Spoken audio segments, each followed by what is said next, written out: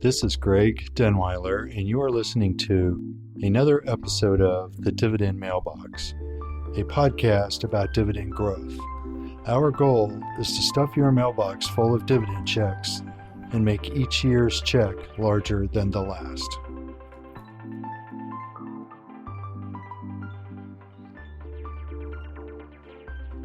In this episode, we are going to examine just how much dividends can add to stock returns. I've already mentioned in a previous episode the example of S&P Global, where they looked at $136 invested in 1980 and how it grew to $10,500 with dividends reinvested, but only $3,700 if you just consider the price. Let us now consider some individual stocks and just how much dividends come to play. According to Kiplinger, the number one performer for the past 50 years ending in 2019 is Berkshire Hathaway with a 19.8% annualized return. If you had invested $10,000 in 1969, it would now be worth $83 million. So if you look at the top 25 list for 50 years, Berkshire Hathaway is the only one that doesn't pay a dividend.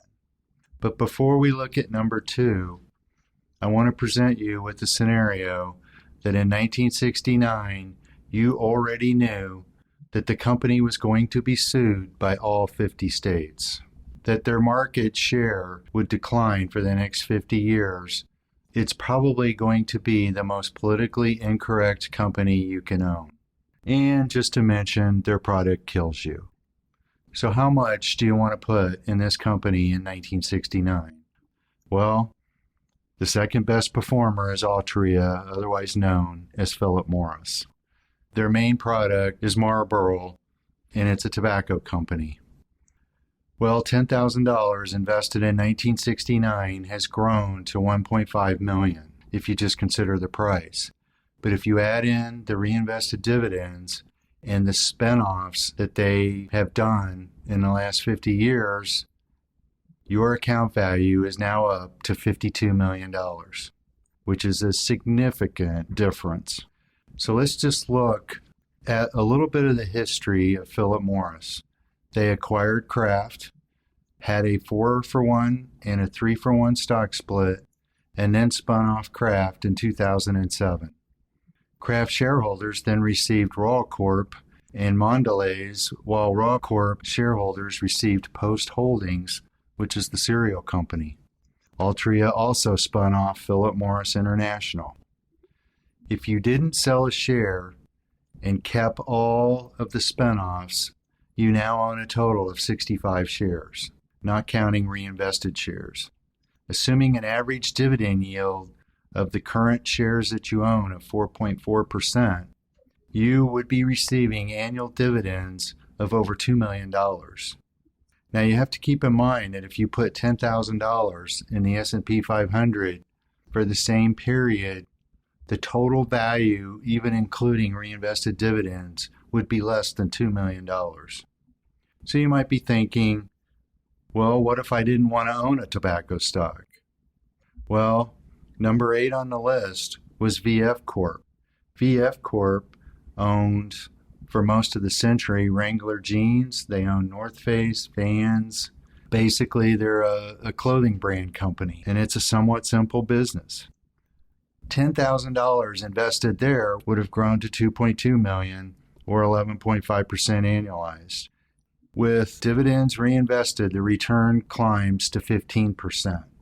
That increases your return to $11 million. So in 1986, which is basically as far back as my data goes for dividends, VF Corp had a dividend yield of 1.9%. Now, 1.9% in the mid-'80s was nothing spectacular. In fact, the dividend yield for the S&P 500 was a little bit higher than that. So you sure didn't buy VF Corp just purely for the dividend. But the effect on your return was dramatic, the difference between $2 million and $11 million. So you might be saying, well, I don't have 50 years. How does this help me? Well, before we move on, let's look at number 19 on the 50-year list, which was Holly Frontier, and it's a refiner. Price appreciation without dividends was 11%. With dividends, it's 14% annualized. The difference to your return went from having $2 million to $7 million. But you have to remember, the increased return just grew by 30%, from 11% to 14%. But the return in your account grew by 250% due to the reinvested dividends. Now, when we go to the 20-year list, Holly Frontier shows up again, and it's number 9. So $10,000 if you invested in Holly Corp in 2001 without dividends, it grows to $150,000. With dividends, it's $280,000, or almost double. And there again, you're looking at a return that went from 14% to 18%, only about a 30% gain in return. Again, let's look at in 2001, the dividend yield on Holly was 2.1%. It's roughly where the S&P 500 was from a dividend yield standpoint, just a little bit higher. So you weren't buying Holly strictly for the dividend. You were looking at it from a total company perspective. So it's not exactly exciting looking at a 2.1%, but it sure made your account value exciting after 20 years. Now, if 20 years is still too long, let's look at 10 years. Now, when we get to the 10-year list, only about half the stocks pay dividends. But the number 2 performer on the 10-year list was Domino's Pizza, which happens to be a dividend payer. So it's a great example that to be a top-performing company, dividends are not boring. Now, just for your information standpoint, the number 2 stock for 30 years, and then also on the list for 20 years as the number 1 performing stock, was Monster Beverage. This is basically a high caffeine drink. And it's another example, I think. It doesn't pay a dividend, but it's a good example that you don't have to be in high tech to make a lot of money. But now you may be thinking, well, I have to get lucky and own one of these top performers to really have a good return. But that is actually not true. It just takes time.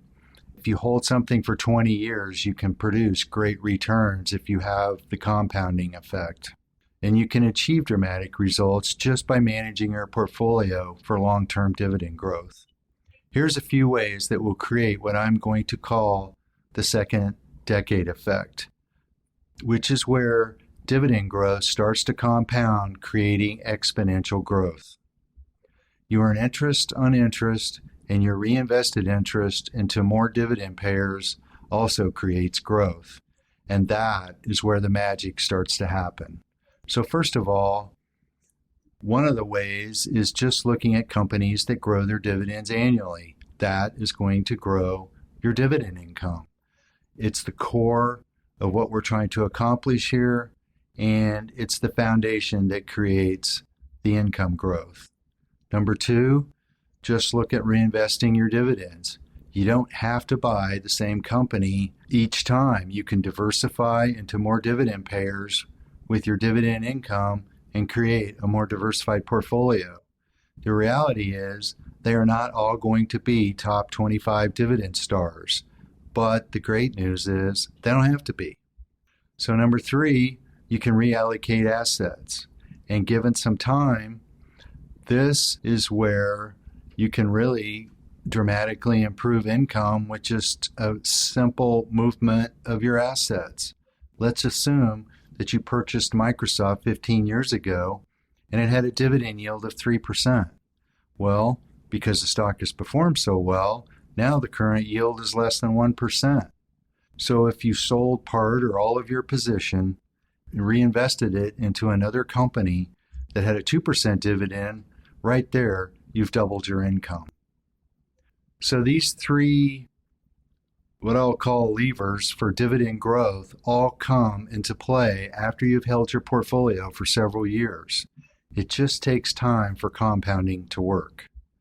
Just remember that dividend growers also have to be growth stocks, because in order for the dividend to grow, the earnings have to grow long term.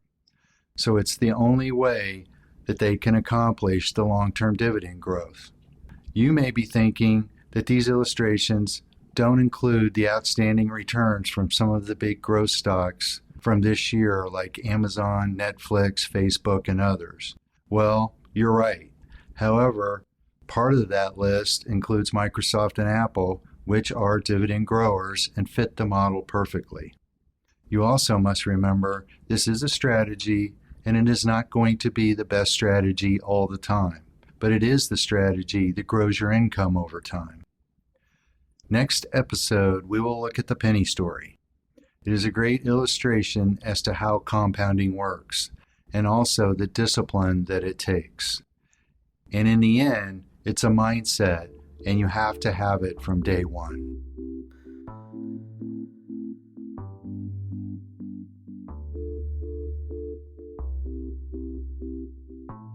If you liked today's podcast, please leave us a review and follow us on LinkedIn, Instagram, and Facebook. If you would like more information regarding dividend growth or just our style of investing, go to growmydollar.com. There you will find some of our previous podcasts and also our monthly newsletter. Past performance does not guarantee future results. Each investor should consider whether a strategy is right for them and consider all the risks involved. Dividend stocks are volatile and can lose money.